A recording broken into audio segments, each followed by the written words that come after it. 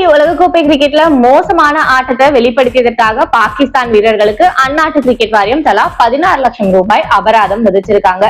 India மற்றும் இலங்கையில நடைபெற்று வர T20 உலகக்கோப்பை போட்டியில பாகிஸ்தான் அணி குரூப் 8 சுற்றோட வெளியேறினாங்க. குறிப்பா இலங்கையில நடைபெற்ற லீக் போட்டிகள்ல இந்தியாவுக்கு எதிராக அந்த அணி தோல்வியை தழுவினது ரசிகர்களிடையே கடும் கொந்தளிப்பை ஏற்படுத்துச்சு. இருந்தாலும் சூப்பர் 8 சுற்றுக்கு முன்னேறிட்டாங்களே அப்படின்னு கொஞ்சம் சந்தோஷப்பட்டா அங்கேயும் பெரிய அடியை வாங்கி தொடர்ல இருந்தே வெளியே போயிட்டாங்க.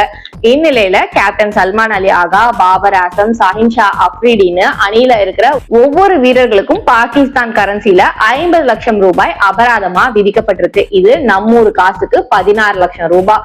வீரர்கள் சிறப்பா செயல்படும் போது அவர்களுக்கு ஊக்கத்தொகை வழங்குற மாதிரி தான் மோசமா விளையாடினா அபராதத்தையும் ஏத்துக்கணும்னு சொல்லியிருக்கு பாகிஸ்தான் கிரிக்கெட் போர்டு. இந்திய கிரிக்கெட்டர்கள் சிறப்பா செயல்படும் போது அவங்களுக்கு BCCI கோடிகள்ல பணத்தை கொட்டி கொடுக்குறாங்க.